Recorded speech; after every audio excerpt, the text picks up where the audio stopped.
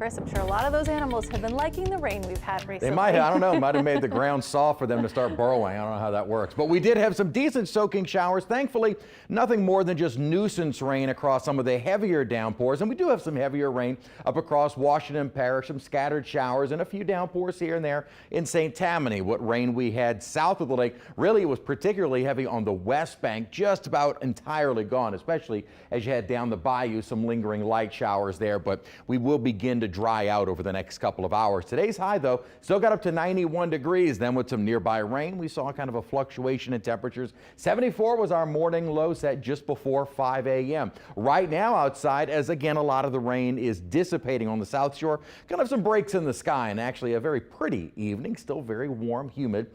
Dew points are in the mid 70s, so it feels like the upper 80s, but actual temperature 81.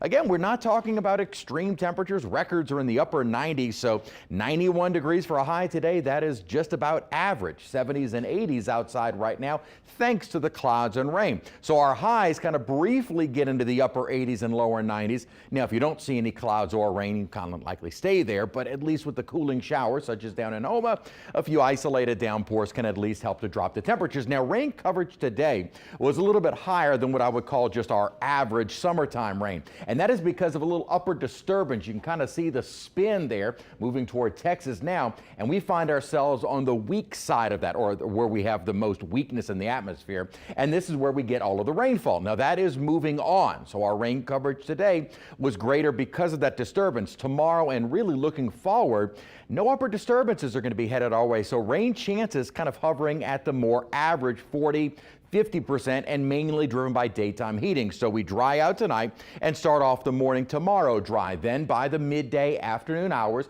showers and thunderstorms start bubbling up and they'll end by the evening. So rain chances tomorrow around 40%. Rain chances on Saturday similar, but this model has our rain kind of getting started earlier in the day, mainly along the coastline.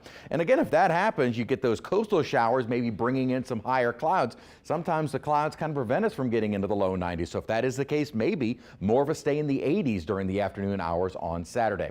We're talking about the tropical forecast update as far as the seasonal forecast. And again, NOAA and Colorado State issued their kind of final adjustment today. Thankfully, nothing is expected over the next 5 days. And looking at those numbers once again, 14 to 20 for NOAA and 18 for Colorado State. Colorado State is interesting because they issue several forecasts in the before season starts and then during the early part of the season. Their June numbers were 19, 9, and 4. That is the same as what they were forecasting in May. Then July, they increased the numbers to 20, 10, and 5. Then again, a little bit more of a dramatic decrease. They did come down to 18, 8, and 4 for August. So that is for the rest of the season. Again, we've only had 3 named storms this season, and all 3 were what we call shorties. They lasted for 2 days or less. But looking back at this point in the season of the last several seasons, last year we had already had 5 named storms and 1 hurricane. In 2020, we had already had 9 named storms, 2 named storms in 2019 and 3 in 2018. However, when you look at where we were for the season as a whole, all were above average, with maybe 2018 being the closest to average. But again, the early part of the season, June and July, is typically very slow. It isn't until after August that we start to see the activity ramp up. So yes, we have had a very slow start, and yes, at the moment we're kind of following what would be an average season.